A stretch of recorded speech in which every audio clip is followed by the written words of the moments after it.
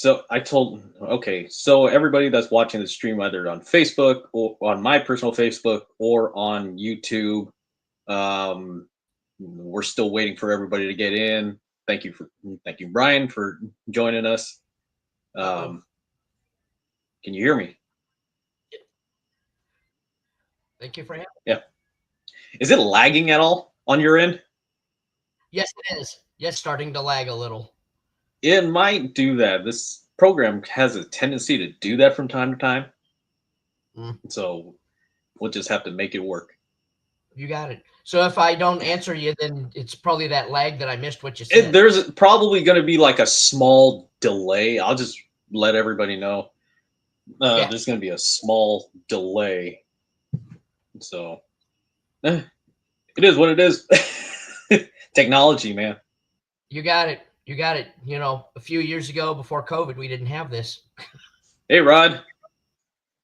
How's it going? Can you hear me? I can. Good. How about you? Are you fine? Sweet, dude. How's the guitar? Did it work out for you? It did. I set it up real nice. Came out good. Cool. How you like the tone? I'm gonna change the pickups.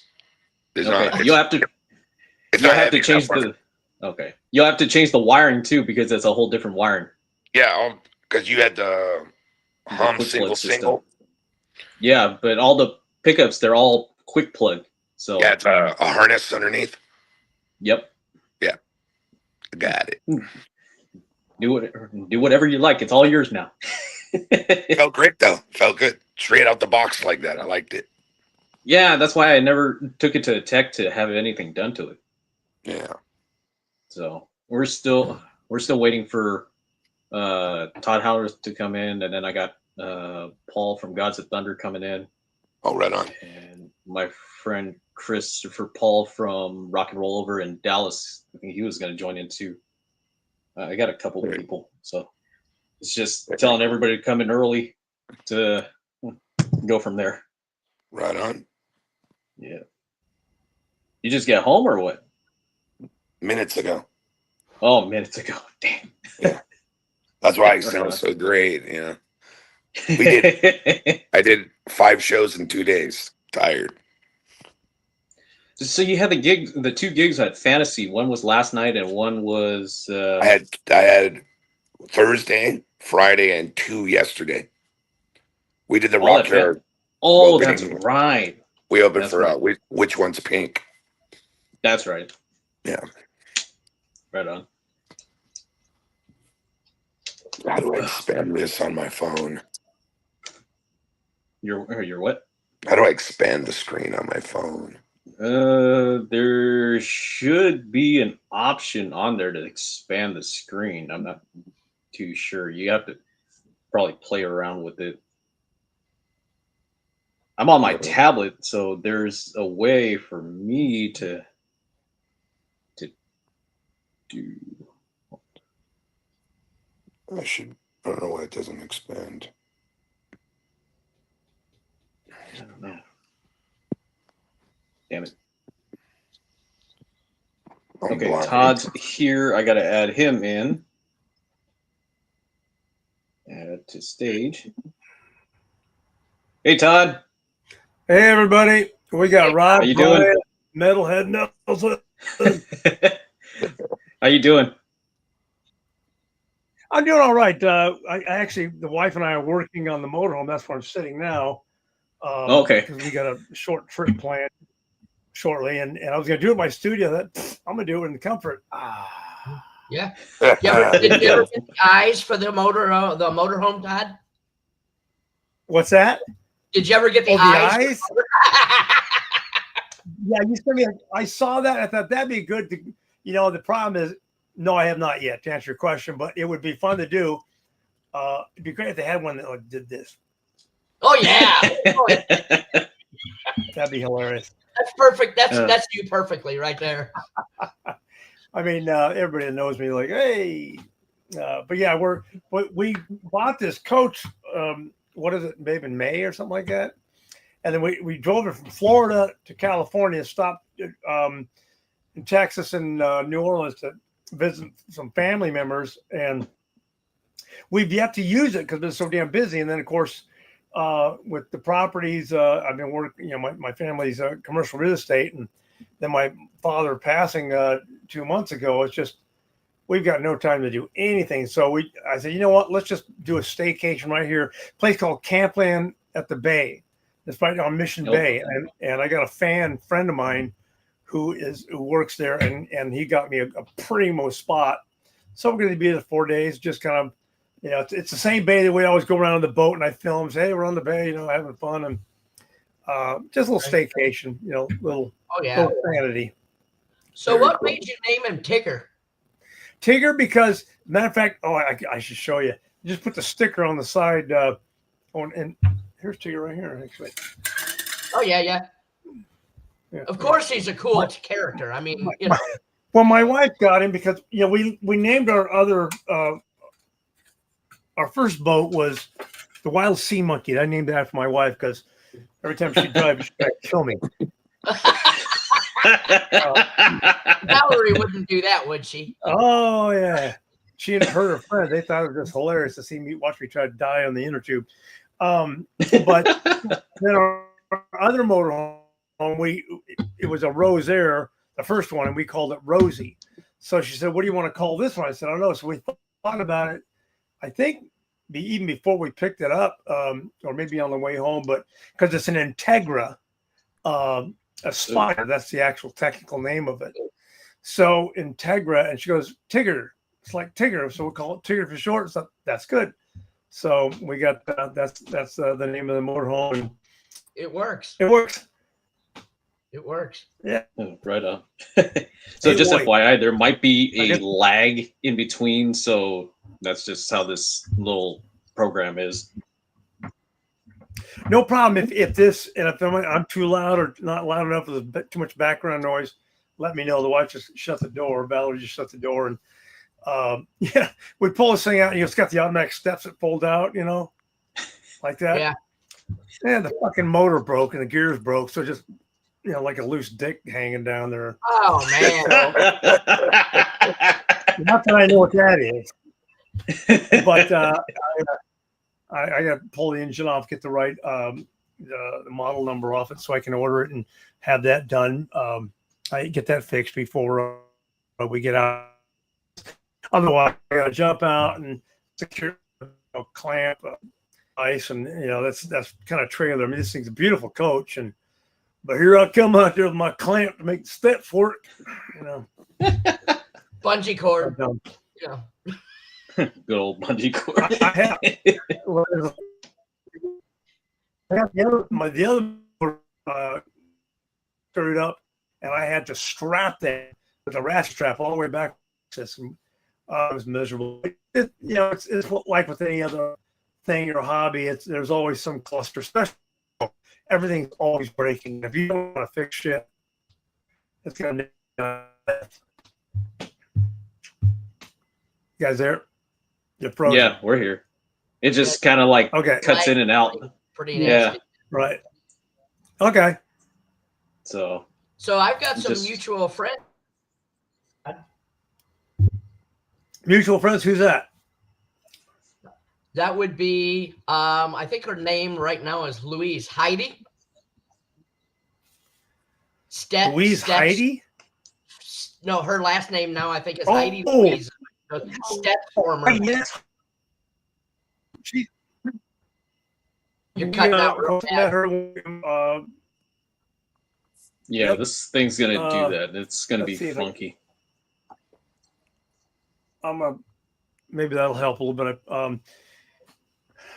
Can you hear me now? Yeah. Yep. Okay. Yeah, Heidi. We met her. We met her.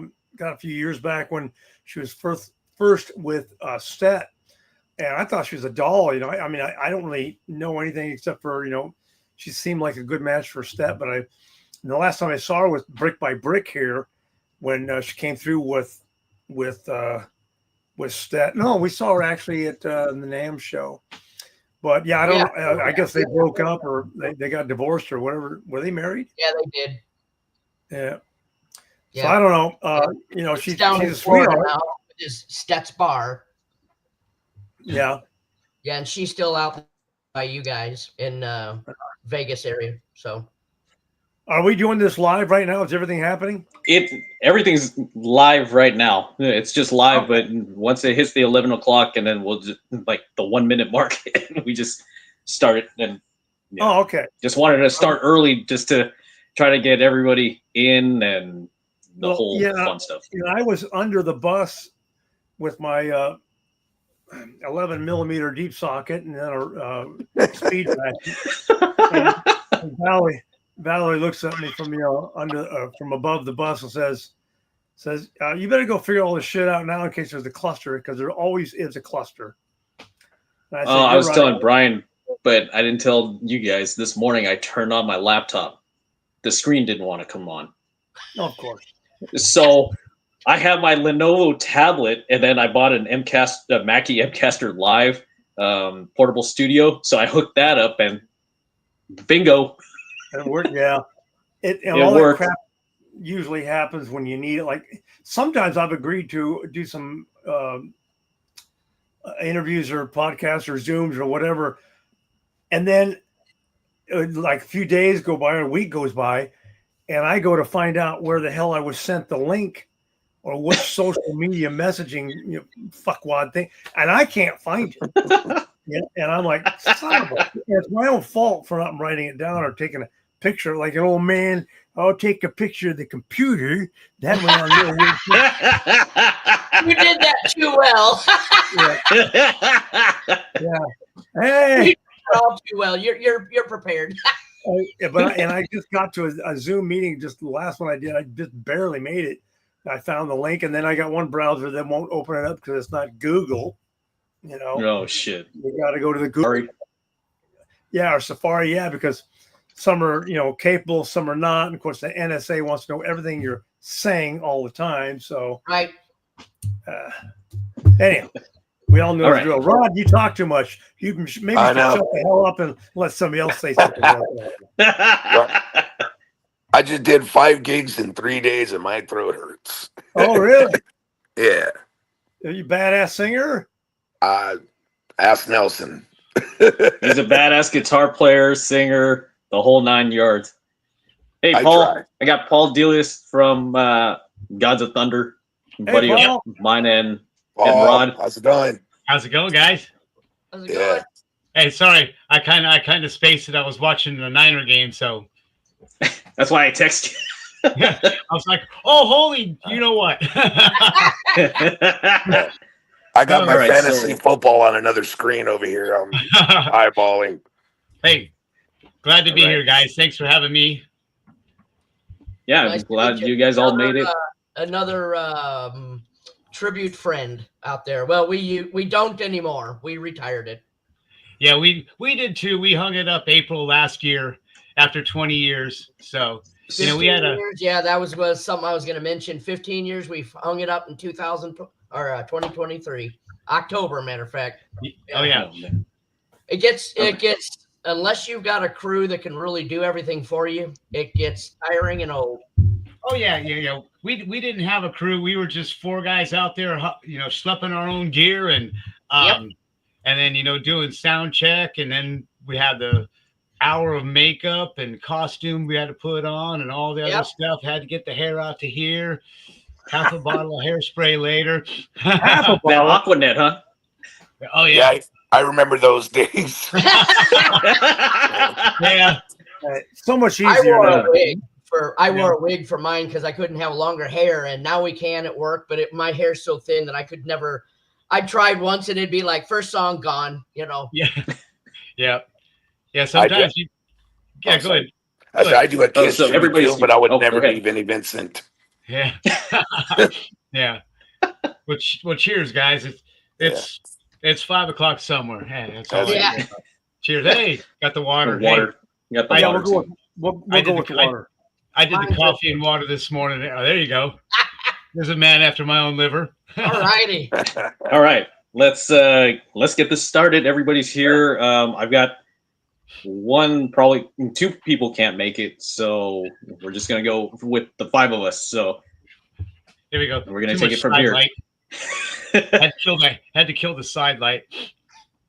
Oh, that's good. All the lighting for everybody looks fucking cool. So, all right. Welcome to the Fun Never Ends podcast. I'm Metalhead Nelson, and today it's going to be an Ace Frehley tribute. We're honoring the late, great Ace Frehley. With me is the one and only Todd Howard from Frehley's Comet, my buddy Rod from Steel Rod and Room Service and Non-Makeup Air, an unmasked tribute to Kiss. My buddy Paul, who was in Gods of Thunder, and then this is Todd's friend Brian. You're in the Texas area, right? No, I'm up in St. Louis. Todd and I we've never met. Okay. I saw the link through his wife's posting, Valerie. So that's how I contacted you. That's misinformation on me. I spoke for quite a while, though. I'm up in St. Louis, and I'm from the former Rocket Ride tribute band. Right on. All right. Sweet. All right. So, we're just here to honor the great Ace Frehley, and I want to start off with you, Todd. You had worked with Ace on, of course, Frehley's Comets and Second Sighting, which I have the album right here. Yeah. Talk about your first interaction with Ace, and then coming on board with the Comets. Well, the way I met Ace and ended up in Frehley's Comet was when I was playing keyboards for Cheap Trick. We were on tour with John Waite. That was Cheap Trick and John Waite, and we did co-billing. You know, sometimes they'd open up, sometimes we'd open up, and that was in 80. I think it was 86 that particular time. And it was the I ain't missing you at all since you've been gone. What a great singer, you know. And I love that song, and I love John Waite. And so I used to watch their sound checks. And one day, and the late Frankie LaRocque was playing drums, and John Regan was on bass. And I'm a big fan of bass and drums, because if you don't have bass drums, you've got no band. So I walked up to John after sound check and said, "Hey, you know, I've been listening to your sound check, of course. I'm Todd Howard, that play keys for Cheap Trick." He goes, "Yeah, I've been watching you." He said, "You're up there singing a lot. You know, you're up there singing I did all the high harmonies and doubling with Robin when Robin really didn't need any help vocally, unless he needed help vocally, which was very rare. Then he just looked back at me like, you know, and give me the nod, and I'd take the part." So he said, "Yeah, I watch you singing up there, and you're singing a lot of parts sometimes when Robin wasn't singing the parts." I said, "That's why I was hired, you know." But it was a good gig, and John, you know, found out what I could do. We talked a little bit about what I did, you know, playing a few instruments and singer-songwriter. And so he said, "I'm working on a project that I think you might be interested in, or might be a fit for you." So I can't tell you what it is right now, but I'll let you know after the tour, or as soon as I can. So later, 86, I think it was close to maybe December, or maybe close earlier than that. He said, "Hey," he called me up and said, the artist is Ace Frehley from Kiss. He says, and he's doing some stuff, and we're going to start the album here pretty soon, or they've already started, and you know, want to have you send in some songs and demos and auditions. So in late 86, I did just that. On flying out to join Cheap Trick on a certain leg, I flew into New York to audition, and you know, there was Anton, John, and me, and of course Ace. And I'd never met Ace before, and it was very cordial. He was driven. He was very organized, you know. And the first audition, like, it's okay, and you know, he really wasn't that overly thrilled with me, because I think he was looking for more of a lead guitar player that can embellish and help him, which was fine. I mean, I can play lead, but I don't profess to be a lead player. I'm a songwriter and a vocalist. So I auditioned again. They got me in there, and come January in 87, I was in the studio finishing up the record, and that's how I met Ace. Yeah, sweet. That's awesome. How long were you in 707? I joined them in 1981. I forget the month. I think it was probably a third into the year.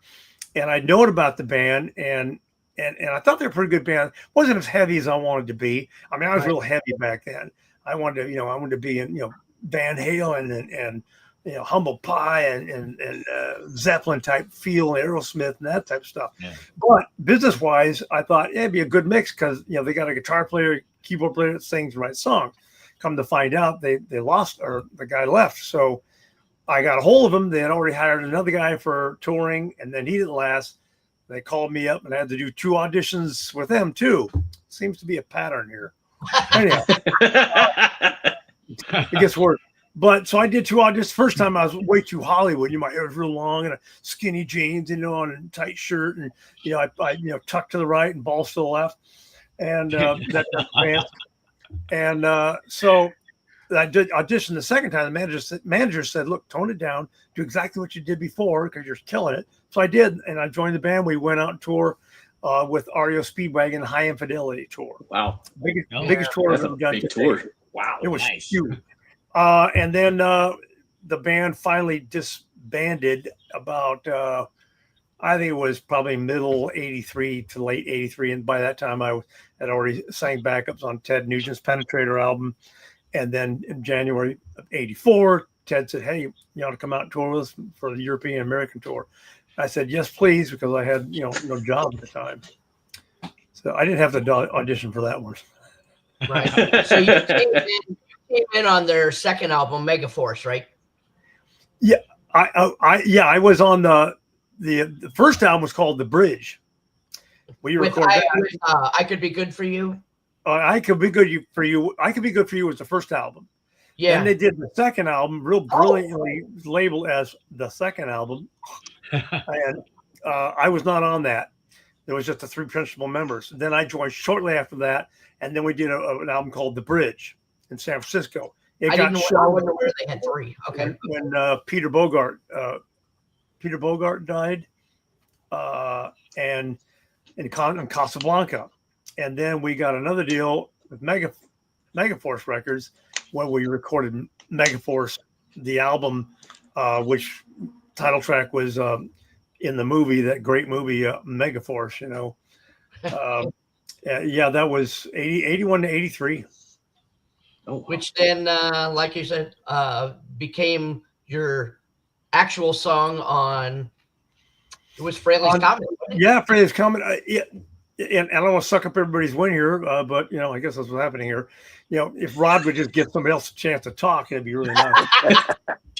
Oh, he's next in line. I'm taking it all in. I'm just taking it all in. We're all taking it all in. Yeah. When I met with Ace, after everything was said and done, and we're in the studio doing stuff, Ace invited me up to his condo, or said, "Come on up to the condo. Let's go over some of your stuff. Bring your tapes and your cassette tapes and all your stuff." And so I'm going through the catalog and everything, and he saw the title Megaforce. Goes, "What's this?" And I said, "What's the song I did for my band 707, where we did it for a movie, and it's the same name as my record label." I said, yeah, it is. Well, let's listen to it. So listen, and he liked it, and he said, "Well, we should redo this." I'll stop talking like he talked out of respect for Ace, but I said, "Yeah, I'd prefer not to, because I wrote a majority of the song, but part of it was helped by Kevin Russell, the guitar player in 707, and Jim McClarty, the drummer, wrote the lyrics. Very good lyricist. That guy played guitar and keyboards as well. He's a very good songwriter." So I said, "But we had a falling out at that time. I really don't want to revisit 707." And they said, "Well, I have to go back to his voice." He said, "Yeah, I want to do it anyhow." Okay. So you're the boss. It's your band. So we did, and he added he changed a couple lines in the chorus, and then he got writer's credit, which is fine. That's the way the business works. I'm not slamming Ace on that, because other people have done it too, like Jonathan Cain from the Babies, and now Journey, and then Journey was in the studio when we recorded it with Keith Olsen in North Hollywood. And we walked in, and he was set up with the keyboard and the console, and I recognized it. "Hey, Jonathan Cain, I'm Todd Howard." I said, "What are you doing here?" I said, "Oh, I wrote this intro for the song Megaforce." So, "Oh, cool. Yeah." And he said, "Yeah, that's cool." So they played it, that little analog beginning. And so this is all in my book, but I'll tell you anyhow. Somehow Kevin Russell got bent out of shape about something while we were tracking it. So it was just 3-piece tracking, just me, Phil Bryant, the bass player, and Jim Clardy. So we tracked it, the Megaforce. That's just the three of us tracking. Then Kevin came back in after being pissed off and did the guitars. But meanwhile, Jonathan Cain put his little intro in the beginning of the song, and guess who got writer's credit later because he sued us? Oh wow! Actually, he didn't sue us. There was a letter sent by his attorney. I said, "Hey, it's on the record. He gets a writer's credit," and that was the first and my last lesson about writing songs. That before that shit happens again. So that was a sour taste in my mouth when Ace said, "Yeah, let's do it anyhow." I'm like, here we go again. But you know what? It turned out great. A lot of fans like it, and it wasn't an ego thing with me because I wrote the bulk of the song, but at that time I thought I have other songs to write. I've got this song called "Something Moves Gonna Smoke," and I had other songs too that were in the wings. But that's how that came apart. And the good thing is that the fans really liked it. Something Moves is definitely a cool song. Kevin Chalfant sang the lead. And incredible singer, and he sang, his nads off on that. And when I sang it, my range wasn't as far as I thought at the time. It wasn't as good as Kevin's. Kevin's timbre is fantastic, and his range was really good. And my range was virtually the same, just a different timbre. But I pulled it off okay. But I really liked the way Kevin sang because he really smoked the song. Yeah. Yeah. Right. So real quick, back when you were saying that you were in 707 and you were doing the tour with REO, I probably saw you back then. I was 13 or whatnot at the Busch Stadium here in St. Louis when it was the Grand Slam Super Jam. Yep. And I have 738 Special, REO Speedwagon, Loverboy, and Rainbow. Oh, yeah, wow. Rainbow, right. And matter of fact, my cousin Danny Howarth was there with my other cousins because they lived in St. Louis. They still live there now. He took a bunch of pictures of me on stage, and I posted them months ago. And I only saw one or two pictures, and they sent me the whole album of all the shots they took. So I have that. Wow! Oh shit! Felix Robinson is playing bass for us then from Angel. And I just ran into Felix in Florida just late last year. Was it late last year, Dave? I think it was. Felix Robinson. Yes, at Danny's birthday party. Yeah, Danny's birthday party. Yeah, November. Yeah. So it was great seeing Felix. But that was, that was just something like that. Yeah, it was just huge crowds. And I thought, I've made it. Everything's uphill from there. I'll never have to worry about anything again. Yeah, that was, and not to mention it was hot. The whole field just opened, and they take everything and just put the stage in the middle, and we were taken care of. We had an awning over us, so nice. And fans, but it was warm. I do remember it being warm, and like St. Louis, humid and warm. Big surprise there. Yeah, right. Hi, Valerie. By the way. Hey, hello. You want to speak? Oh wait, hi Valerie. I was going to turn the camera on because she doesn't want to be on, but she's got the Return of the Comet T-shirt on, and so you come back, stand behind. You have to show your face to show a shirt. And you can sneak in behind the show. Maybe. Yeah. Maybe. She'll do it when I'm not looking. Yeah. Thank you, Todd. That was cool. Yeah. Then let's move along to Rod. Thank you, Todd. Rod, talk about what Ace and Kiss has meant to you throughout the years. Oh, man. The first time you discovered the band. Well, I think a lot of us, probably Kiss meets the Phantom of the Park, 11:30 at night on a Sunday night on Channel 9. Just going through I'm going to age myself, got a TV guide. And you got the little ad. I'm like, what the fuck is this? I got to check it out. I had the TV guides in the 90s. And I fell asleep. 70s. I fell asleep. I never watched it. What? You fell asleep? 60s, so, 60s, and 70s. I was 8 years old. And what am I going to do? Oh. Yeah. And I remember just my dad had a massive record collection, which I now have. It's all everywhere. Damn. Yeah. He gave me during COVID. He gave me 800 pieces of vinyl that he wanted out of his house. So, and then during COVID, I bought another 1,000. So there you go. Amazon's beautiful. So I just remember going through his stuff, and I was an album covers guy.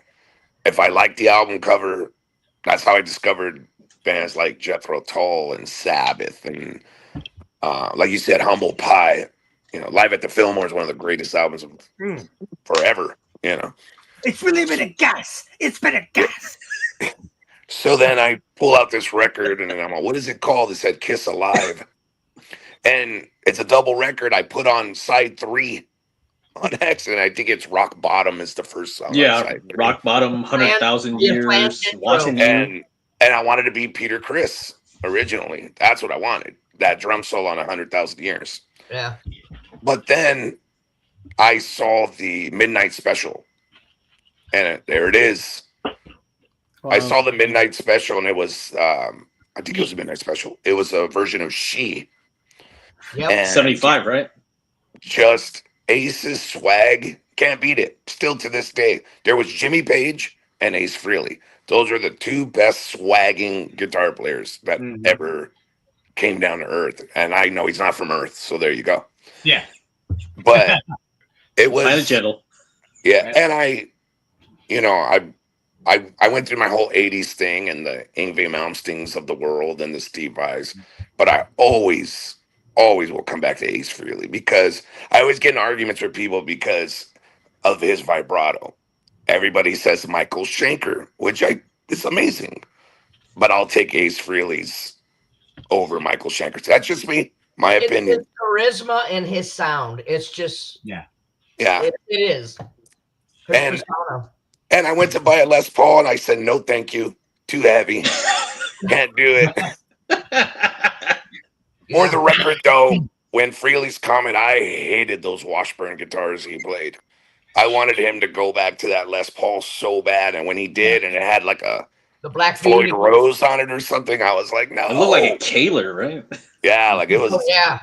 You know. Then he brought out the Black Beauty, which you finally see kind of right. Ace tradition. Yeah. Yeah, and that was like, I mean, I've seen little snippets of pictures without his makeup, but that Frehley's Comet record, when you see him without the makeup, right? That was weird for me. I was like, whoa, yeah. That album though, guys. That album is incredible. I listen to it weekly. It's so good. Your vocals on it are on the stratosphere. Thank you. I appreciate that. I really do. Yeah. Go ahead. I'll let you. I remember KNAC would, yeah, calling to you. They used to play it like every 30 minutes, and I was like, "Kid, play it again," because I love that song. To me, that was the song on the record for me. That to me is like that had a hit.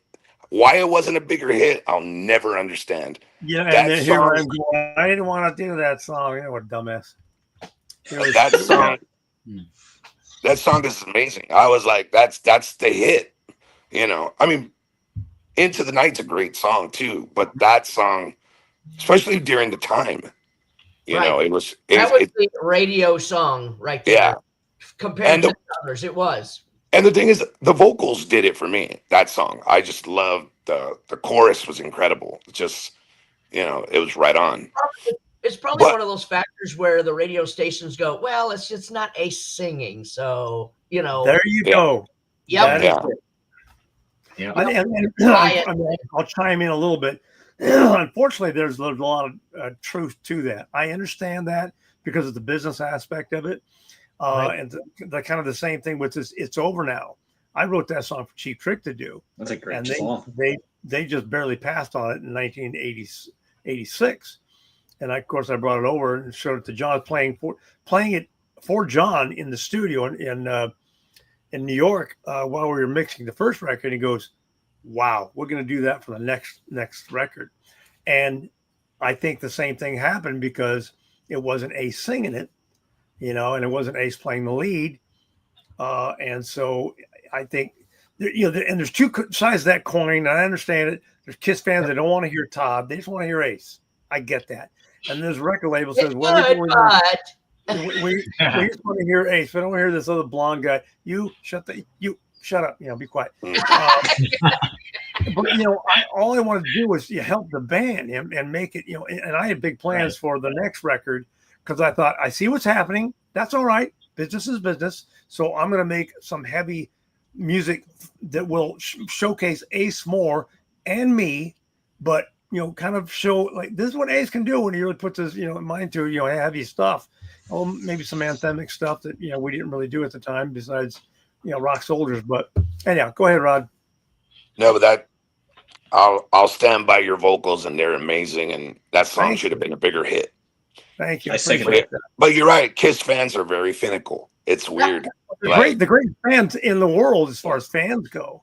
Yeah. But they're because of that. They'll turn on you in a second if they don't agree. They will turn on you because they hate. I mean, Paul. I'm sure Paul being in a tribute. I do a tribute, and in my tribute, there's two lead guitar players because our singer don't play guitar. Okay. But who's Ace? I go, well, depends on the song, I guess. You guys don't wear makeup, blah blah blah. I'm like, yep. Okay. Yeah. It is. They're gonna bitch about something. Oh, you guys did too many deep cuts. Oh, sorry. That's some of the shit we ran into when we started our tribute. Yep. Yeah. Like we'll do like Lover All I Can. And that's a great song. That's a great song. I love that song. You got people will be like, is that from the non-makeup era? I'm like, are you kidding me? No. No. And that one, and the one that blows my mind is when we do All American Man. That's another one of my favorites. And I'm like, it goes over well because it's heavy and it rocks. Yeah. We did that one too. Everybody just wants to hear the typical Kiss Alive. Because when I joined Room Service, I said, look, we're going to do something from the first album to Creatures of the Night. That's where we'll stop. And then we wanted to add, because we don't wear makeup, we have to do non-makeup Kiss. It only makes sense. Yeah. Right. We're almost there. We got a nice, but I did convince the guys to play Psycho Circus. It's a good song. Yeah. But I kept begging Paul to do Psycho Circus. Like, I don't remember. You know what? We did. We did to it. His defense, once. That is not an easy song. No, we did it. No. Once. Yeah. It's not. Yeah, Mike Ruby, our singer, he does not want to do that song. It's hard, and it's an opener, so that's a hard one to open with. Yeah. See, with you guys, you have the luxury of just Mike Ruby just singing. He doesn't have to sing and play. Right. And it's like Psycho Circus. I was like, because we did it when the album first came out. We did it at Santa Fe Spring Swap Meet. Because we have 3 1-hour shows we got to fill, and I don't like repeating. So we did Psycho Circus once, and when that song was over, I was like, man, am I glad that's over, because it's not really an easy song to play and sing at the same time. Right. Because it's got a lot of weird little movements in it. That's just like, oh, I'm glad we did it once and once only. and me being girl. See, me being the Ace fan that I am, I was bringing those songs. Like, let's do like Save Your Love and those. I'm like, I wanted to emphasize a lot on Ace because we didn't have an Ace Frehley per se in the band. Yeah. We both did it. So I was like, we used to do, of course, Shock Me, Rocket Ride, Rip It Out, Snowblind. Yeah. His 78 solo album is my favorite. I think it's the best one, but Paul's is like 1B. Yeah. It grew on me over the years. I still think Jeans is the worst. I'll say it. Yeah. Oh my gosh. I'll say it. But one of my favorite from those 4 solo albums. I'm sorry? Which one did you say was the worst? Jeans. I liked Jeans over Peter's, and I played Peter Chris, and it was like I hated Peter's album. I'll tell you why I liked Peter's was because it was the most non-Kiss. Yeah. They're supposed to be solo albums. The jazz soul that I loved it. That's Peter connecting to his roots. Yeah. He's a big band player. That's where he came from. Where Ace sounded like all the songs that they denied. Yeah. And he basically said, "Fuck you guys! I'm going to put out the best album you guys." It's like sound too. He kind of he. I mean, I would love to hear Paul sing "Rip It Out." I think it would be kind of cool. Yeah. Shit, Todd, I'd love to hear you sing it. Rip it out, take my heart, you want it in. There you go. Re-record it. Let's go. Yep, we played that one also, and I sang on that one on some of the times. Yeah, you know, a song we tried, and it was a bitch to get down, so we finally gave up. Was "Hard Times" off of Dynasty. Yeah, we rehearsed it a few times, and we just like, nah.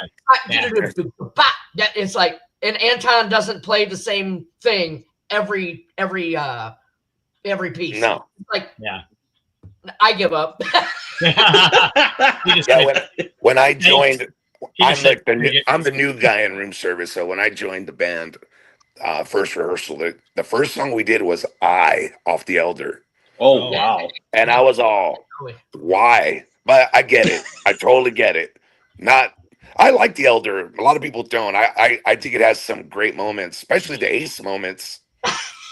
Dark Light, and The Oath. Those are great songs. Yeah. There's a couple of good songs. But see, people shit on Unmasked, and I love Unmasked. I did too. There you go. She's so European. I mean, it was stupid cool. It's more towards the stupid, but yeah, it's heavy on the stupid, less on the cool. Not so much on the cool. But that's when they pissed everybody off when they said "unmasked," and it was just it was like they were like, really? Yeah. It was time, you guys. This is bullshit. That's what everybody went on. All right. Thank you, Rod. Let's move along to Paul. Same thing like I asked Rod. What'd you ask Rod? I asked Rod that. Okay. Talk about your. Okay. In Paul. So talk about your first. Sure. How much Ace and Kiss meant to you and your first, experience with. Okay. How much time we got? We still got time. We got time. We're gonna go through the rotation. In order to get my entire take on Kiss, you got to go back to 1974 when I was a 12-year-old kid walking around in Azusa, California, and 20 minutes for me. Okay. All right, and synchronize watches and go. And I was at a Music Plus in Glendora. Ooh, been there many times. Dating myself, right? I'm 63. So I walked into the Music Plus, and I walk in, and I open the door, and I walk in, and there's this stand, 4x4 across, four deep, of Kiss, their first album. And I saw that, and I was just like, yeah. But being 12 years old, I didn't have any money, so I had to ask for a present. So my parents got it for me, and I slammed it on the record player, turned it up to 11, and whoa! And I was hooked from there, and got to see Kiss at the Forum when I was 16 years old on their very, very short abbreviated Love Gun tour, and somewhere around here. Hold on, excuse the silence.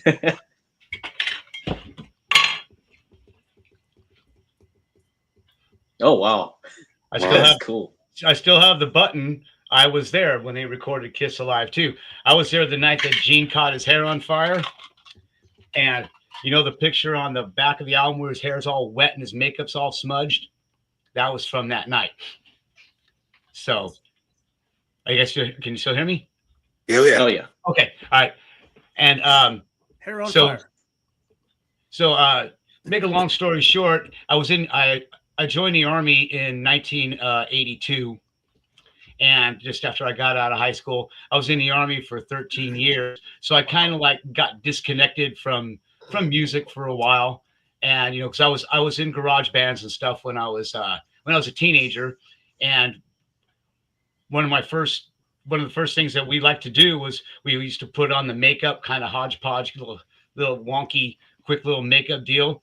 We'd put Kiss Alive on, and we'd play air guitar and lip sync to the whole album. And we had friends that started catching wind, and they would come over, and girls and stuff sitting in the room, and after a while it got to be so popular. It was like, well, we can't do it here anymore because there's not enough room.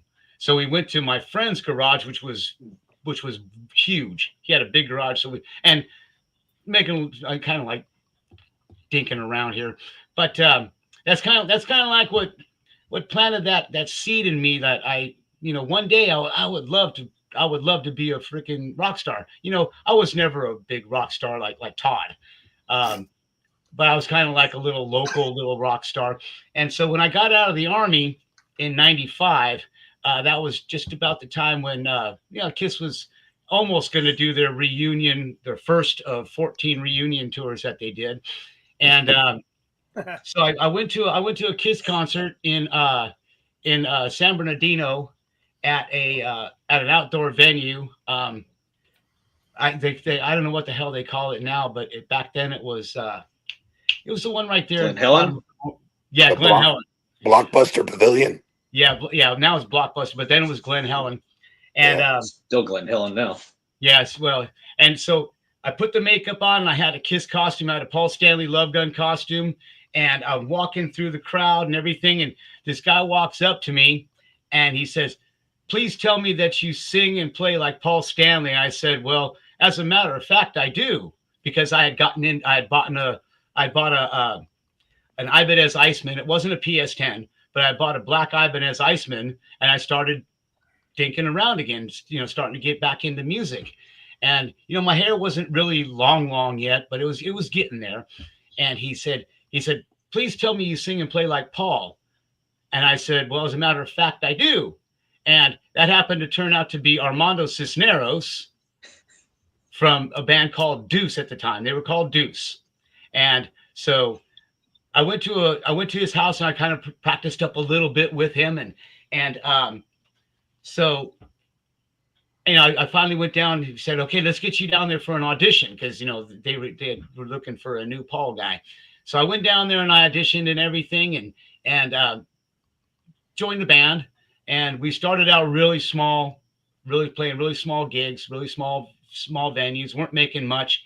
And then as the ball started rolling, things started to pick up steam. And I talk about Santa Fe Springs swap meet a lot, because that was a big step for us when we started playing Santa Fe Springs swap meet 2 or 3 times a year, and we were packing that place out from front to back, side to side. It was just all packed out. And as you get going, you start we ended up doing three 1-hour sets, and we'd have a costume change in between each set. So first set we'd be in the Alives, and it would be like a live heavy.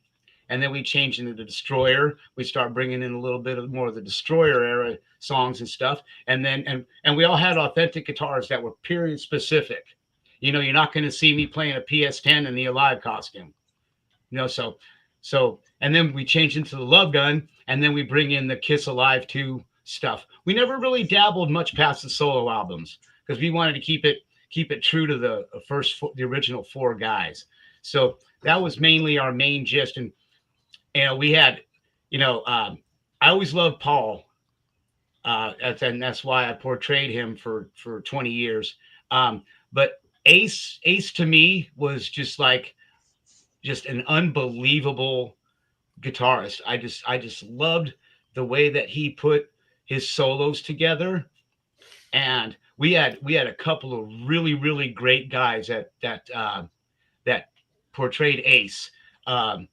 Our first guys were very good. They were very good, but they just didn't have the drive that I had, and the vision that I had for Gods of Thunder to become more successful. They were more like wanting to just play the bar scene and stuff like that. And I was like, no, I want to play casinos and festivals. And they were like, "Oh, no, I don't want that. Give me $20 and a bar tab, and I'm good." So I was like, "No, and so we eventually moved past them, and we ended up with a guy named Michael Gavigan. I'm not sure if any of you know who Michael. I remember Mike. Yeah, Mike. And he was like a spot on ace. He looked like him. He played guitar. He played the solos. Just sounded like him when he sang. He came to us from a Kiss tribute band back east in Pennsylvania, Ohio area, and he was in that band for a long time. And he moved out to California, and it just kind of it just happened. How things just happen for a reason. And he ended up playing with us for about 7 or 8 years, and he got a promotion at his job, and he just wasn't able to go, take off on a Friday for the entire weekend. Or play a gig in the middle of the week or something came up. So he ended up having to step down. And then we ended up with Randy Chambers, and good old Randy Chambers. I love Randy. And so, yeah, he finished it out with us. And in April of last year, we decided, because my wife and I moved to Washington in 2019.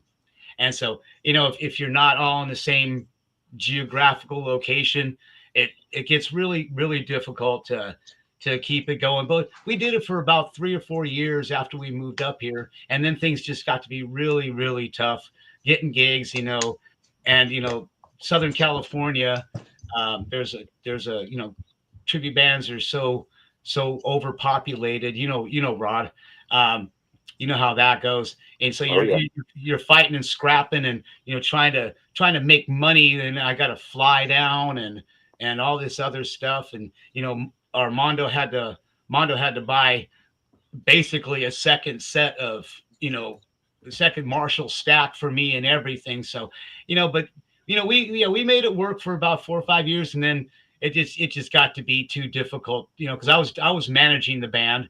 I managed it from day one, making all the phone calls and sending all the emails and working out the financials and what do you guys cover? And you covering hotels and this, that, and the other. And so, it just got to be too much to try to do it and put it together. So we ended up calling it quits last April.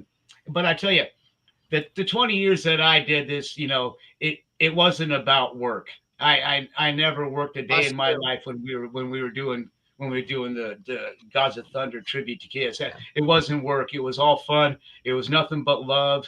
And me myself, speaking personally, I didn't do it for me. I did it for the young fans that never saw Kiss. And we played a lot of all ages. I'll tell you, Santa Fe Springs Swap Meet, that was probably one of my favorite places to play, because it was all ages. Kids could come out, and we would just take pictures in between sets before the show, with the kids and everything. I did it for the people that never had the opportunity to see Kiss back in the heyday, back in the 70s. Full costume, makeup, the original 4. Just blowing the world up and setting the world on fire, going scorched earth on everything. And so I never met Ace. I wanted to meet Ace because we met Paul and Gene. We worked with them on a couple occasions for some things that they were doing. I got the huge Kiss 4K comic book over here. We went to the LA Convention Center during Comic Con when they released the comic book, and we dressed up and met Paul and Gene and everything. They signed a big, huge comic book for us, and that was our pay for the day. We didn't make anything but just that. And I'm like, hey, that's fine. I'll take that. And the opportunity to work with Paul and Gene and hang out with them, but never met Ace. I would love to have met Ace back when he was drinking and having a good time. But I understand he got clean and sober, which is fantastic, because I was kind of worried about him for a while there, but I'm glad he got clean and sober. I'd love to have met him, sat down and had a beer with him, just to have a Q&A time with him and just sit down and just get to know Ace personally. I mean, Todd, you're lucky. You're so fortunate. I wish I would have had just the opportunity to shake his hand and get an autograph and a quick selfie, but oh, you did, Brian? Me too. Oh yeah. I never got that lucky. Never got that lucky. Paul and Gene never made it to any of our shows, but we had Bruce Kulick come out and do a couple of songs with us one time. He's a great guy too. Really super down to earth and super cool. And that's about the Paul Dellis and the Kiss deal. I mean, like I say, Kiss was the band for me. I mean, unfortunately, like I said, when Ace was doing his solo stuff and everything like that, I was in the Army, so I really didn't get into it a whole lot. I wish I would have, because I know some of his songs, and we never did any of the songs off of his solo work after he left Kiss.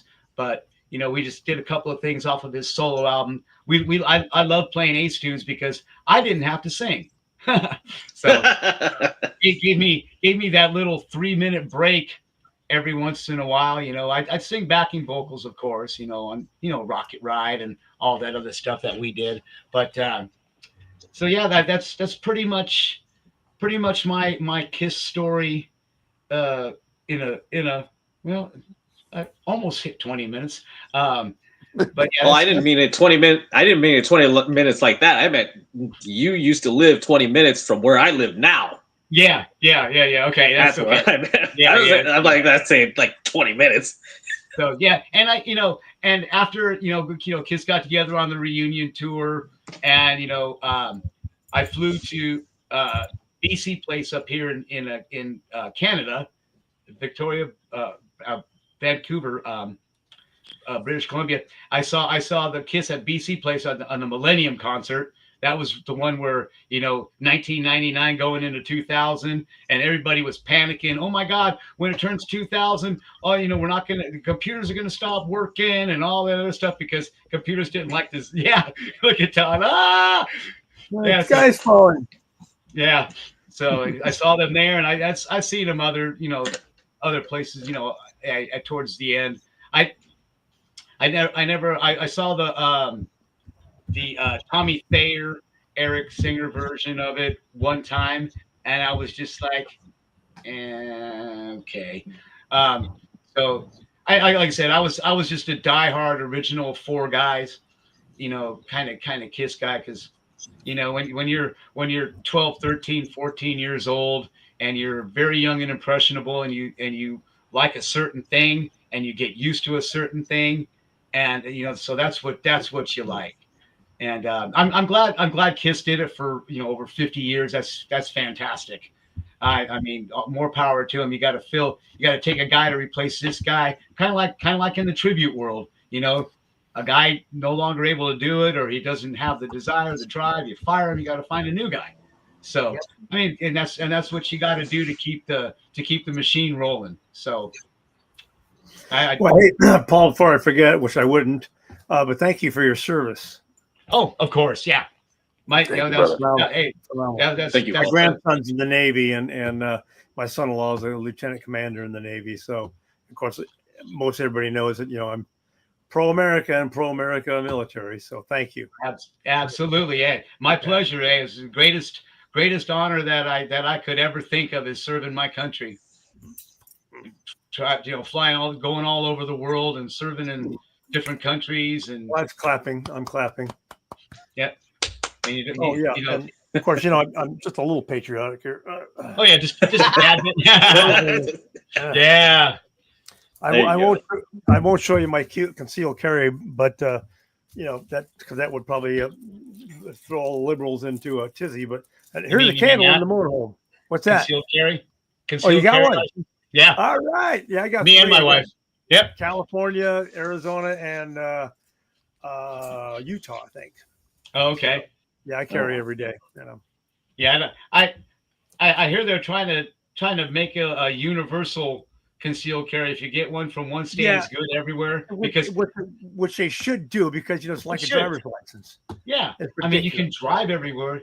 Yeah, you can get on a plane with a real ID and go fly anywhere. Right. You can drive in any state. Why can't because that way? The thing with the guns, and I understand the apprehension. But I'm all for background check and make sure you're not insane or running around in black ninja gear all the time pretending you're protesting. Of course you should be able to carry a gun. But it's a touchy thing. But I've been shooting since I was 7 years old. 7 years old. I'm 68 now. So yeah. Hey, you're looking good, Todd. I'm trying to from a distance. It's really good when you get far away. Yeah. I'm jealous. I'm trying to. A little bit I lived a lot of days over 50. A lot of days. Yeah. I'm worried about the shades behind you. They're not falling completely straight. That really bugs me. I don't know why. Adjust that one that's letting too much sunlight. Yeah. It's just right behind you. It's just like right there. Yeah, okay. All right. Yeah. That's my only light. That's my only light. Now you made the other one work. So okay, never mind. That's your mood lighting, huh, Rod? Yeah. Okay. Yeah, because I noticed that too, but I wasn't going to say anything. I just kind of like just look at his face. See, now we know who the anal people here are. Yeah. Thank you so much, Paul. Let's go on to Brian. Hey, Brian. Hey, Todd. Todd. Yeah. What sign of the zodiac are you? I'm Libra. I'm a Leo. Okay. Yeah. All right. Yeah, my wife's Virgo, so it's constant battle. Me too. Are you a Virgo? Right now. She went down into the master bathroom there. Oh, okay. I think she just gave me the finger, but I'm not sure. Oh yeah. Hey, thanks for letting me ramble on for a little while, guys, and appreciate you having me on here, Nelson. Sorry I kind of spaced it at the beginning. I spaced it. Get it? All right.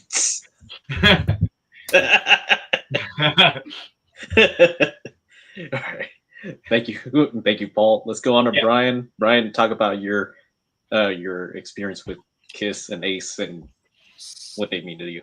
So, of course, like everybody, my first experience would have been, walking through and seeing that. Mine was seeing Alive 2 at Kmart. I was back in the day into like the Bay City Rollers and things like that were popular. That was radio. You walk through Kmart and there's this album with these guys, especially Gene with the blood. And it was like, what is that? I've got to know what that is. And then my first album that somebody bought me in 6th grade was Kiss Alive. Of course, start listening, loved it. And Rock and Roll All Night, the Power one, not that studio crap.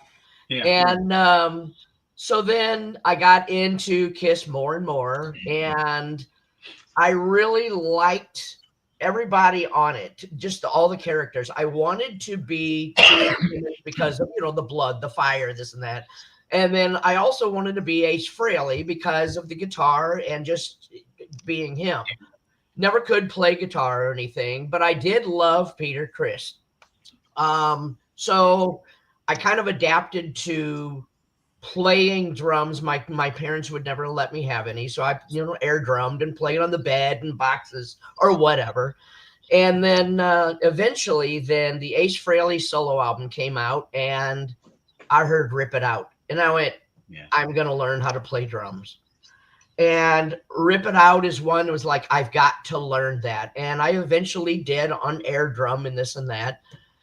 So moving forward in life, back in 2005, I decided to start a project, and we did a tribute band, but it was called A Tribute to Ace Frehley and Kiss. And back in the day, that's what we did.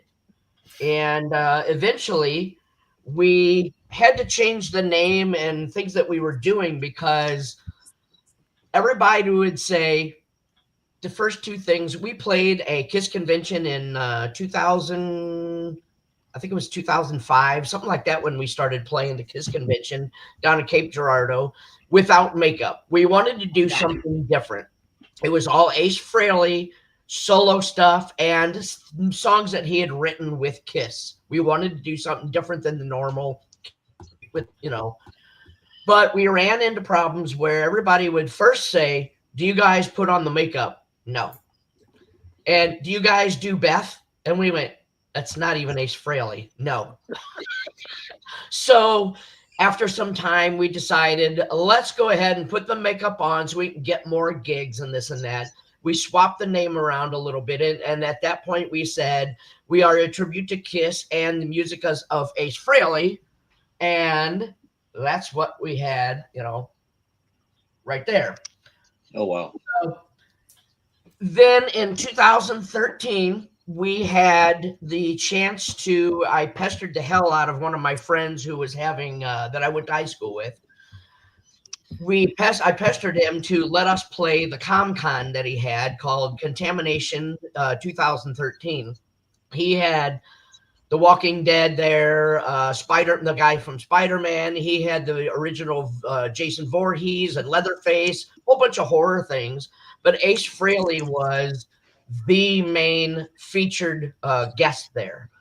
So we got to play the show, and it was arranged to where we actually did get in and see Ace Frehley, talk to him, get pictures with him. And what was funny is when we were standing with him, I being the short one, only 5 foot tall, I had no problem standing right in front of him and over to the side. But our Ace that had the makeup on, he was standing there, and they go, Ace, lower down. And it was funny because Ace Frehley would lower down and our Ace would lower down. And they go, no, Ace Rocket Ride or Ace Makeup or whatever, lower down. So it was like trying to get the balanced picture. We got our pictures, and I invited him to come up and play with us because we had another rig set up. And he said, I'd really like to, but I'm really jet lagged, and I'm going to just go hang out in the hotel. So he did. But John Astronomy and his girlfriend at the time came down, and they hung at the show, and all these different horror people and this and that came and watched us. And matter of fact, can't remember his first name, Love from Walking Dead. He came up and he sang with us on Love Gun and things like that. It was great. Well, Ace invited us to come back and hang with him and get autographs the next day, which would have been Sunday. We went down there and got to tell Ace, I said, so here's a shirt for you. And he even said when we were walking out, he goes, look at this. He said, look how cool this is. He goes, they've even got my fucking name at the bottom of the shirt. That. So as we're talking to him, I said, so Ace, I'll have to say your solo album, like many people think, it was the best of all four. Yeah. I said, and you are the reason why I play drums. And he looks at me, and I said, I know, you want an explanation for that. He goes, yeah, I'd like to hear that. And I said, Anton fucking Fig, and rip it out. And he goes, I got it. He goes, great guy, great drummer. I said, yeah, I've met him. He's very cool. I said, I had to learn how to play Rip It Out. I had to learn all this. So our first version of Rocket Ride was strictly Ace Frehley solo, many of them off of Second Sighting, and we did Insane. We did Rock Soldiers, many off of the first album, the Frehley's Comet. We did almost the entire Ace solo album, but we also focused on Ace Frehley songs that he wrote in Kiss, and we did like Strange Ways and things like that, and I sang it, being the Peter Criss. So we eventually changed our name to the Kiss Experience and kind of backed out a little bit of the Ace Frehley, but still kept a lot of the solo stuff. And then we decided to call quits in 2023 after 15 years of doing it. And, wow. And, when you're doing like Paul knows, doing the setup, the booking and this and that. And when you've got to get there at noon to set up all of your PA and everything else, and then you've got to be ready enough just to put makeup on in time to play at 9 o'clock at night. Oh, yeah. We did 2 hours straight of show. Then it's time to tear down. You're lucky to get out at 3 o'clock in the morning, 15 hours in a day, and now you got to drive home. Yeah, not to interrupt you, Brian, but Santa Fe Spring Swap Meet, the first show is at noon. So we're there at 8 o'clock in the morning, and Just we're to get setting ready. up and doing the sound check. He would get there probably about 10 o'clock or so. We'd be all set up, and we'd already have part of the makeup on. He'd Right. get there, and then we wouldn't get the last set got over. I think it was like 4 o'clock or 4:30. We're not out of there until 7. Right. So you're talking plus travel time. Yeah, we didn't even include that. That's an hour or so away. Yeah, yeah. You're talking well over a 12-hour day. Well, and at that, I made all of the props. I made the KISS sign. Eventually, it went to one hole that hung, and then I used a thing called an Arduino that lights up the sides, and it did different stages and lights up inside, and all these other. They even had the sparkles like they did in '79. The strobes within the thing. Yeah. We had all of that. And I had the 79 Dynasty had the ramps that went around with the lights that go up in it. I made those that went around the drums, everything. And we packed from top to bottom, front to back, a 14-foot trailer. We could barely fit anything in there. Yeah. Not including our gear, because that was in our own cars. So yeah. The bass player, our Gene at that time, he was the one who owned the sound equipment and all the lights. He would bring 8 18s, 2 double 15s, or 4 double 15s and horns for each side, plus the monitors, and over 18,000 watts of power. Good God. Yeah, we would play outside, and the people actually, believe it or not, felt the bass. It was that loud and that hard. We were known in one place called the loudest band in the park. What they said, but it was great. You could hear it, you could feel it, unlike most outdoor things where it's like it stops. Yeah. So that was my experience, and great time to hang with Ace. He when he invited us the next day, we got pictures with him, autographs and everything, and nice. He goes, "Hey, there's some Krispy Kreme donuts up there. You guys want some?" Well, of course, we took up on him. And had I thought about it and been witty enough, I would have said, "Where are the Dunkin' Donuts?" Oh, that's right. Back in the day, why are they that's not? Right. Well, Dunkin' was kind of tanked at that point before they made their comeback. So there's a Dunkin' literally a minute away from me. Down the street. The one close to me. So that's pretty much. I was the Peter Criss. I became the Peter Criss. I had the whole kit that went around me, and we did the fire. We did all of it as much as we could, and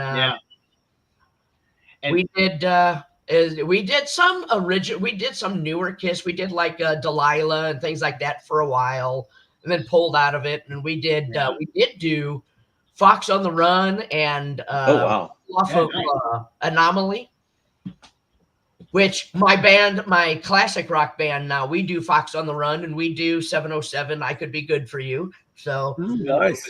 Things like that. We do a lot of the later 70s stuff like Head Boys, Shape of Things to Come, different things that you don't just hear a bar band sing. Well, nice. And let me just kind of just throw another couple little things. Since Brian was talking about Peter Criss, I would be absolutely remiss if I didn't mention my Peter Criss. He was with us for 15 of those 20 years. And Carl. Yeah, Catman Carl Morelli. I mean, just like Peter Criss, short, little, stocky Italian guy. And he painstakingly put together the entire drum set as it appears on the cover of Kiss Alive. All pearls. Yep. Mine was the black set. Mine was the one from the midnight show. Yeah.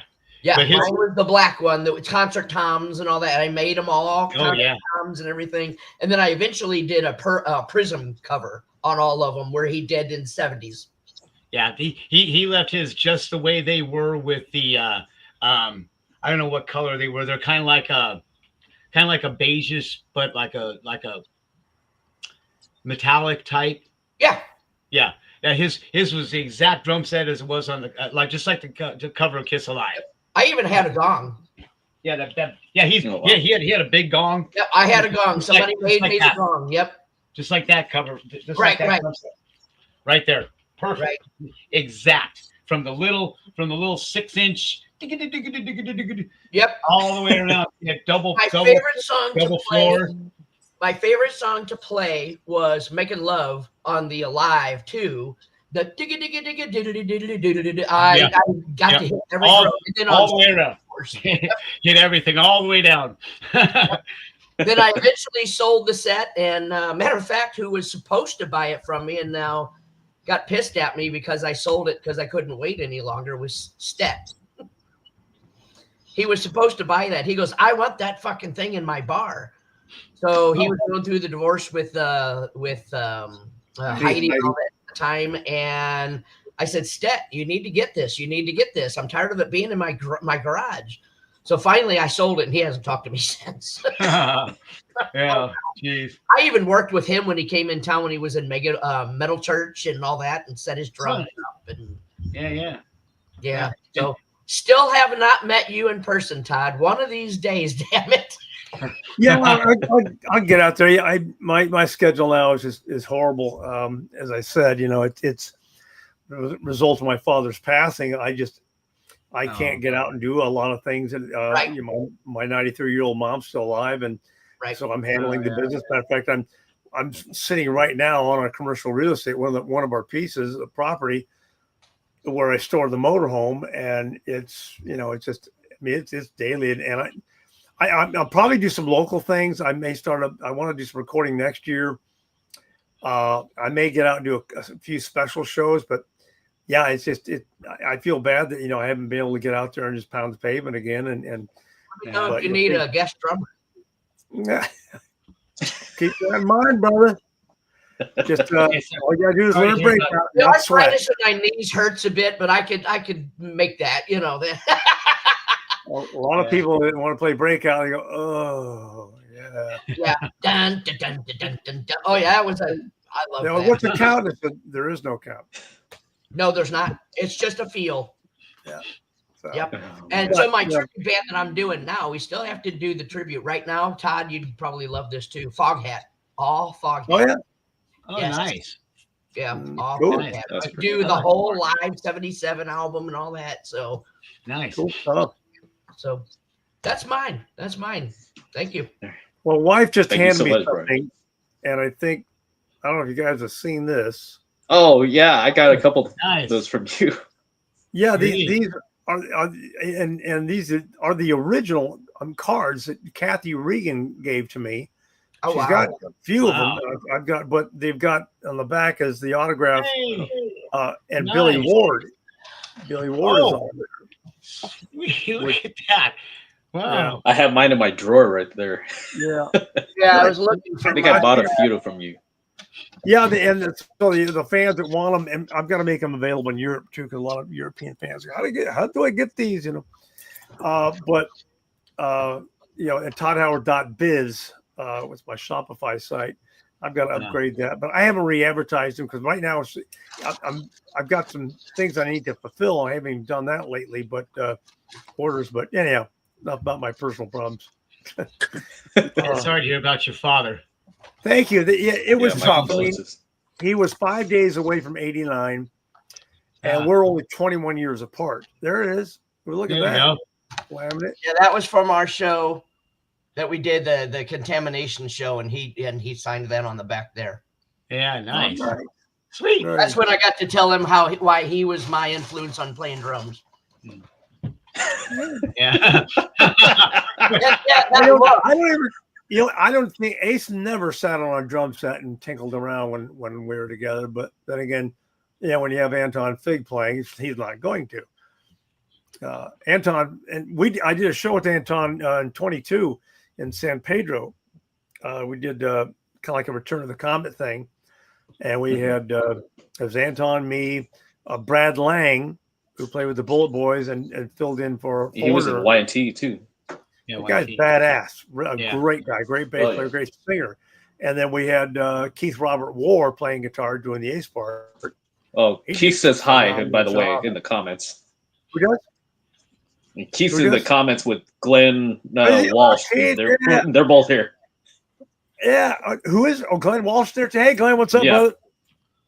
Yeah, my wife just said, and Valerie's waving too, but I think I got to answer Glenn about something that he mentioned to Valerie. But hey, guys, how you doing? Yeah, they were both there. Glenn was there helping out, and then actually Glenn got on stage with us in New York and played us to Danny Stanton's birthday celebration. But anyhow, great guys. Yeah, Keith did a tremendous job. He's a great guy. I mean, he really emulated Ace Frehley and that Long Beach show. We had a really good time, and we played just in front of was it Slaughter? Oh, and wow! Then they turned up to 175 dB. My God, it was loud. Yeah.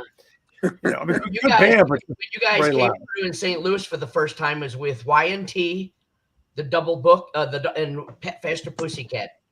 Yeah. Yep. You guys played the Kiel Opera House, and Fast Pussycat got booed off the stage.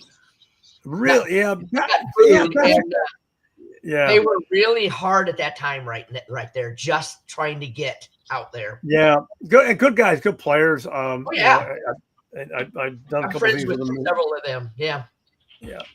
I remember those shows. Yeah, a real quick thing and a question for you, Todd. So I got to meet Anton years ago, and when I was talking to him, he said I was talking to him about working with Ace Frehley. Got his autograph on a drum head, all that good stuff. And he goes, "Oh, he's got a new album coming out next week, Trouble Walking." Oh, really? So I knew before it was actually, before the internet and all that, I knew about it before it was actually released. So maybe you know the story. Hide Your Heart was on Ace Frehley's album, and then 2 weeks later, Made in the Shade comes out by Kiss, and it's on that one too. How in the hell did two release it at the same time? Ace's is much better, by the way. I'm not so many versions sure of that how that happened. I remember hearing something about that. That was with who was the woman that wrote it or sang it? Bonnie. Who? Holy Night. What was it? Holy Night. Holly Knight. Yes, that's right. Holly Knight. Yeah, and there was a thing about, I think, and I wasn't involved in that whole thing, but I remember that, they both wanted to do it, and Paul wanted to do it, and they have another one on. It's already done, but hey, there's Steve. Poof, I'm here. Yeah, you just woke up. I know. Hold on, let me snap my fingers. I'm right here, boys. But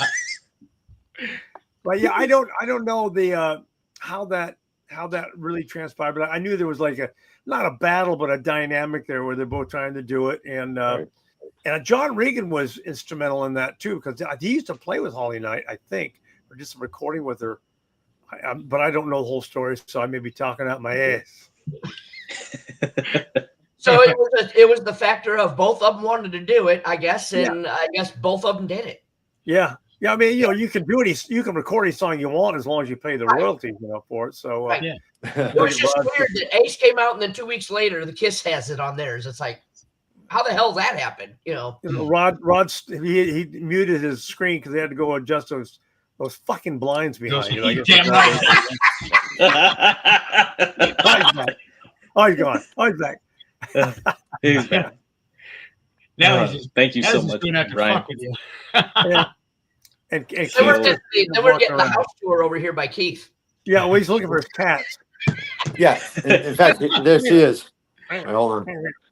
See. Well, hey guys, she's looking for food. Oh, there we go. Look at that! Look at that kitty. I'm gonna run. Thank you very much for having me on. Nice to meet you. Kind of in person, finally, Todd. And, nice to meet you there, Brian, again. Yeah. All right. Paul. Nice to meet you, Brian. Keep me in mind, man. I'll come and play some drums for you. Oh, and by the way, Peter, Peter Chris's new album I saw is coming out, and I did pre-order in it. Yep. Sounds pretty good. Pretty cool what I heard. The little thing with John 5. So that's a lot. Oh, John 5, excellent. Yeah. Oh yeah. Oh my God. Cool guy too. Very cool guy. He's a smoking All right. player. Thank you much. Thank you, my Nelson. You're welcome. Thank you for being here. Rock and roll. All right. Bye. So, Take care, Brian. welcome, Keith. Let's hear from you. What Kiss and Ace meant to you and your first After stint Keith with. talks, I'm gonna have to roll. I'm sorry, but go ahead. You know, I'm gonna make this short. You know, Nelson, thank you. I appreciate it. I appreciate you reaching out to me and everything like that. You're a huge Ace fan. It's always fun, our interactions and everything like that. But I mean, The Ace, tattoo, of course. exactly, yeah. Ace Rod inspired me to Ace get means that everything tattoo to everybody. with You know? his. Yeah. Ace and Kiss, you know, I firmly believe that if it wasn't for Ace and Kiss, I mean, I don't know. I think we'd all be plumbers at this point, you know. But I'm a plumber. it's just Actually, I'm a plumber. You got a good laugh, good Ace laugh. I can never get the Ace laugh Try. right. Izzy can do it pretty well, but hey, Yeah. rock and roll. I'm blessed for rock and roll. I came from New York City, so I always feel like I kind of understood Kiss's vibe from New York City and everything like that, and doing all the tribute stuff, and it got to lead me to get to know people like Todd, you know, and Todd's been a really, really great force from the Kiss world, you know, and an honest one and a really good representation from that whole world of Kiss and Ace and everything like that. He's one of the good guys, and I've always appreciated Todd taking me under his wing and having confidence in me to do stuff. So, I mean, look, Hell yeah. you know, I sometimes, you know, when I got to meet Todd, you know, it was like I kind of a little bit of a fanboy, but I was always real with him too. But I'm like, you know, you don't understand, like, you know, you've been on my wall since I was a child. You know what I mean? Yeah. It's like, and then when he gives me this opportunity to play with him and Anton and Brad, and I mean, I'm forever grateful, and I'm super excited with everything I did for the Kiss world and stuff like that, and. I don't know what we would do without Kiss, you know, without Ace, there is no us. So I'm grateful for it all. And, you know, God bless him, man. And God bless rock Well, you and did roll. a tremendous job. I mean, I've only seen a portion of what you have done and can do. And, you know, when we first met and I came up to do the guest thing up there at Vamped in the late Vamp now in Vegas. Sure. I thought this kid's great. He looks great. He plays great. He sounds great. Great attitude, easy to work with. Because I will not deal with egos, you know. And I know it. He just had positive energy and drive. And by the way, you wind up Keith, and he just doesn't stop the fuck up. He just keeps going, going. Yeah, he got a lot of energy, you know, and that's very admirable because you know he's a younger guy, you know, and as opposed to some of us around here. And, but he does such a great job and no egos. But you know, when anybody gives me an ego, I'm like, okay, It's not what we're into. You know, I think Todd picked up on that with hopefully my East Coast vibe, you know, and just a little bit more realistic. Yeah. Uh-oh. I don't know what happened with Keith. Maybe his connection cut out or something. I think Gene didn't like it and went, I don't think so. It's Cat. Cat probably chewed a cord. Yeah. Cat chewed a cord. Man. I think it was on his phone. Probably because I'm on my phone too. I think Rod's on his phone as well. But I think so. Yeah. Matter of fact, my phone's about to die, so I'm gonna go ahead and check out. Okay. All right. Then. But thanks for having me, brother. Appreciate you guys. And you guys have a great Thanksgiving. You guys take care. All right, you too. God bless. I'll see you soon. Take care. Take care. Yeah, I was born in '87, so my first stint with Kiss and Ace was pretty much when I was a freshman in high school. Born in '87? I was born. I'm only 38. I turned 39 next year. Jeez, what a kid! Holy fuck, you're young. Todd and I are old enough to be your father. I know. My oldest daughter's 44. My son's 41. My youngest daughter's almost 40. I got a grandson who's 20. Wow. Yeah, I got a grandson that's 18. Yeah. Yeah. So my first stint with... We can barely see each other there, can we? All right. There's Ace is back. Hey! Ace is back. Italian. Yeah, Yeah, I'd like to thank Glenn Walsh for ruining that moment right there. He called you. Yeah, thanks for calling me and ruining the whole connection there. Thank you, Glenn. We blamed it on appreciate you. everything you've done for us. Uh, Anyway, listen, but- I'm not going to stay long. I just want to say rock and roll. Thank you, Nelson. You do a great You're job welcome. with promoting Thank rock you. and roll. You do Yeah, a great job with staying current out there with social media. And, you know, Try I my know best. Todd is gracious. He said nothing but nice Yeah. things about you. And, you know, he's gracious to come out and help out everybody. So thank Yeah. you, Todd, for what you've done for rock and roll. Are Man. you kidding? Yeah, Yeah, thank you, well, Todd. but if it wasn't for people that enjoy it and follow it and emulate it, I mean, Yeah. there you are. Well, Thank let me you. tell you, there's not many people who can write songs, and that's what the world lacks. And you, Yeah. my friend, have done a great service by giving us great music. So I thank you appreciate very More by much. fate. Thank you. Songwriters make it happen. That's it. There's no work without Todd. That's it. There's That's no right. work without Todd. That's what I was That's told song when I bell. was young. He said, if somebody told me write songs, don't worry about being Eddie Van Halen. I said, Exactly. okay. Yeah. So I just, I Yeah. always wrote songs, but yeah, thank you, Keith. I really appreciate that, brother. Got it. Yeah. We'll talk soon, by the way. Sounds good. Listen, rock and roll. Hey, love you guys. We'll talk soon. Big Take love. care, Keith. Sounds good. Cheers. Take care, brother. Yeah, so my freshman year in high school was 2003. 2003. A buddy of mine let me borrow a DVD of Detroit Rock City, and then you remember how what was it? Warehouse Music? You have to put the little yeah. stickers on the thing. So I sent it in for Very Best of Kiss, and then got to choose, and I love that solo. Ever since then, the ball got rolling. Wow. I saw Gods of Thunder before I saw Kiss, and Kiss, I saw them in No kidding. 08, 09. Mhm. And then Ace, I met him on his 2014 tour in Anaheim at the old House of Blues. Nice. And I got to meet him for like 5 seconds, 5 minutes, less than 5 Yeah. minutes. But Wow. I'm fortunate enough to meet you and become friends with you, Todd. But everything Ace, I was like, I emulated the shit out of it. And then even in my regular playing with my cover band, I just, every nuance is just like straight out Ace. Yeah. Yeah, But, there's I hear in a lot of current music that I listen to. Well, I don't even know if it's current, but yeah, I listen to very heavy new stuff because I'm constantly learning, re-influenced all the time. Production, songwriting, how they do it, what's cool, what as opposed to my old style or the old style, and all of a sudden I'll hear these leads and I go, somebody's been listening to Ace, Yeah, figure definitely. it right out. Yeah. Yeah. And I remember, Nelson, when you joined us on stage, we did the Makeup Family rock and roll. They were night. fortunate.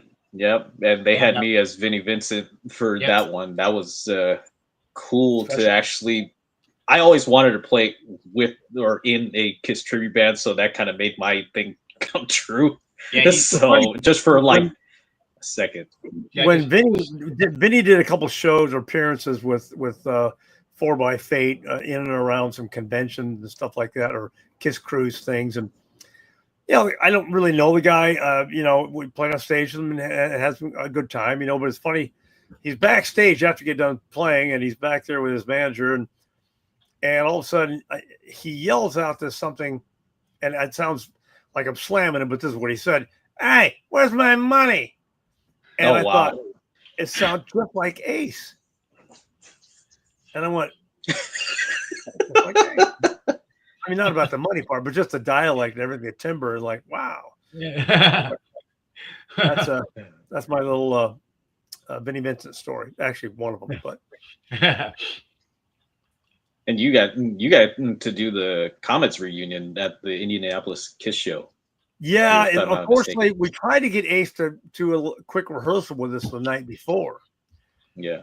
And he didn't have the time to do it, or didn't want to do it. I'm not sure. So we said, okay, well, we'll just wing it. And it, there was a few train wrecks when we did it. Anton didn't really remember Breakout. And Rock Soldier is it's kind of there, kind of self-explanatory, I guess, to a degree. And John and I were like, if we just kind of gotten one rehearsal in, we could have remembered some stuff, but at least it happened, It happened. Yeah. And that's pretty cool that it happened. Yeah. So cool. That was the last time. last time. Yeah. Well, I'm gonna have to run too. Yeah. Yeah, exactly. But I'm gonna run. But Nelson, thanks so much. Paul, nice to meet you. Pleasure. Yeah. Thank you, Todd. And I'll let you and Valerie know when I come down to San Diego. So Todd froze. Oh, there he is. Yeah. Did you? Okay. All right, guys. See ya. Hi, Todd. Right. Hey, pleasure to meet you, buddy. Take care. Keep rocking. Care. Nice to meet you too. All right. Talk soon, will. Man. We definitely will. All right. Take care. Nelson, take care, brother. Love you, man. Thank you, man. Take care. Hey. All right. Take care, everybody. Have a good one. You as well. Yeah, you Bye. too. God Big bless you guys. All right. God bless you. Yay, America. Yeah. Go America. America first, baby. All right. Damn right. Take care, everyone. Nelson. You too, man. Thanks for having me on, brother. I love you. You know that. Yeah, thanks for coming on, man. I didn't see you come on, so I was like, where's Paul? Jeff Vandenstock was supposed to be on here, and I don't think he'd remember. That's my bad. I completely spaced it. I was watching the It's all good, man. I was watching the Niners game, and I'm like, I saw the text pop up on my watch, and I'm like, oh shit! So I'm scrambling. I mean, I wasn't even anywhere near dressed. So I mean, that was. Oh, come on, man. that was the quickest turnaround. I had an old scrappy old shirt. Oh, it don't matter, man. I was like, geez, I gotta get on. So I should have texted you earlier this morning. So that's all right. I got on, so it's all good. That's the important part. So that's what my hair looks like. Shit, I didn't have any time to do anything. I just hopped in the shower and got out, man. Yeah, that was about it. So okay, all right, Nelson. Thank you, man. Take care, my brother. Have a good one. We'll talk soon, man. Yeah, of course. Yeah. Take care. Bye-bye.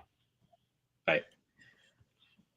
So everybody, this is I'm just gonna play a few other things. I really appreciate everybody being on this episode. It really meant a lot to me, and you know, Ace is a huge deal on me as well as everybody that was on here.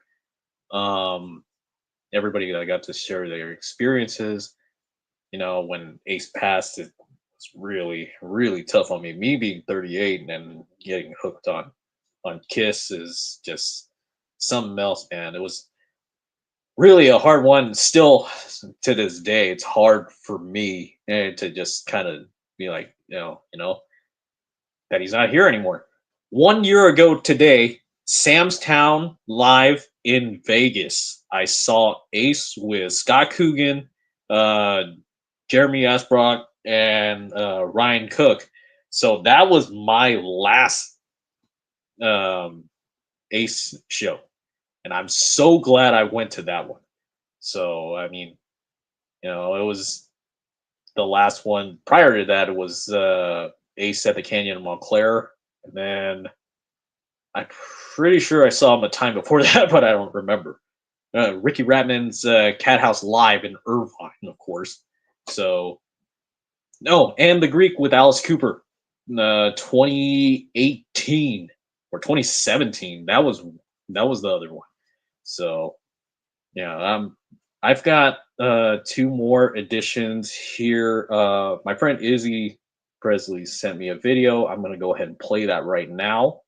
This is hopefully. You know, my story starts just like everybody's. I was a kid. I got hooked by Kiss. And Ace was always the coolest. I mean, we all know that. And I really got back into Kiss in the early 80s. And just something about Ace that grabbed me. He was the rock star. He was the fun one. And that's why I do what I do. I mean, I look back and think how much inspiration that band has had on my life and on all of our lives. If they had not hooked us like they did when we were so young, what would we be doing? Where would we be? I don't think I would be doing what I'm doing if it wasn't for Kiss, if it wasn't for Ace Frehley. Yes, I picked up the guitar because of Ace Frehley. I also picked it up because of Back to the Future, but it was mostly Ace Frehley. Without Kiss, if he had never answered that ad in the Village Voice, I'd probably be, you know, popping kids out in Sheboygan somewhere with a job that I hate.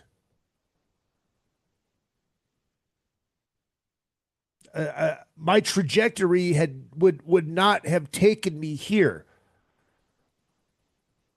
The guitar player, an act tribute to Ace Frehley up here in Vegas, and he's in One Last Kiss. He said it best. Without Ace Frehley, there is no us. Think about that. Think about how deep that statement is. I know you have Todd Howarth on the show. Todd, no Ace Frehley, there's no us. We would never, ever, ever have crossed paths in our lives. And I'm glad we did. With no Ace, there's no us.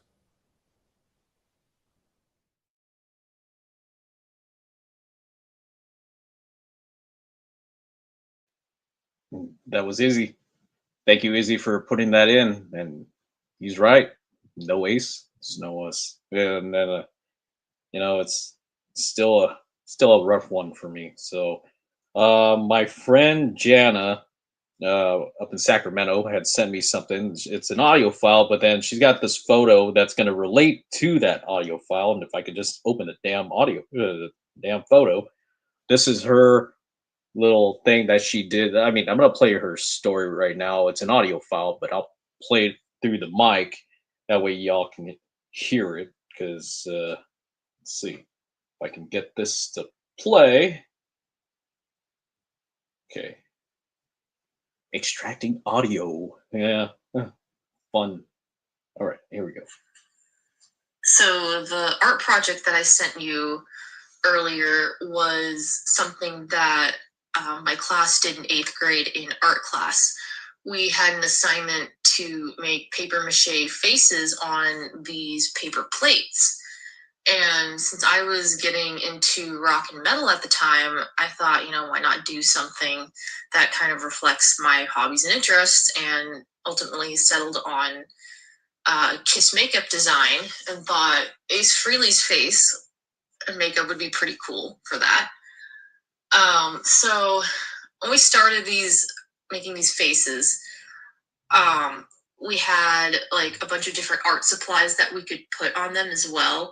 Like we had googly eyes, yarn, cotton balls, fabrics, pipe cleaners, and pieces of cardboard, basically just a lot of different things that you could find at an art store like Michael's or Joann. And a lot of the other kids would use these to decorate the faces and obviously paint as well.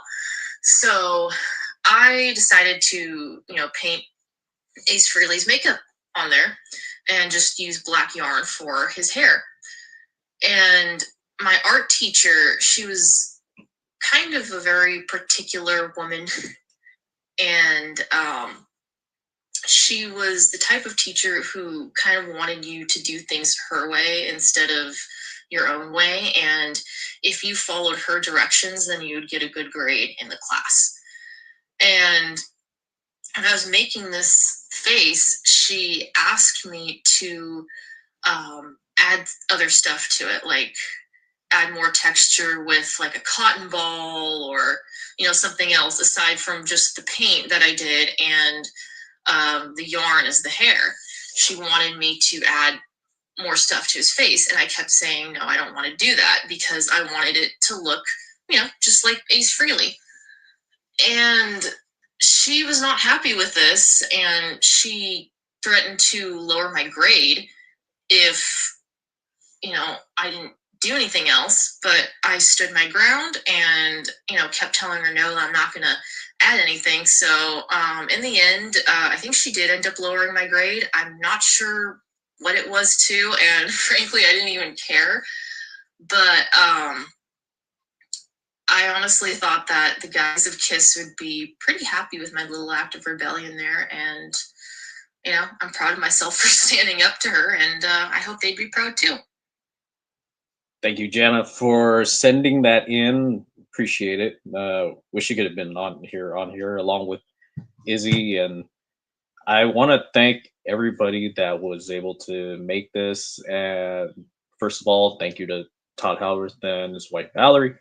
I want to thank my buddy Rod, my buddy Paul.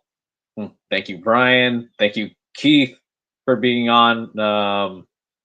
This is just something that I wanted to do, and it was great to have everybody on. And we honor the late great Ace Frehley. So everybody tuning in, or everybody that tuned in, I appreciate you all very much.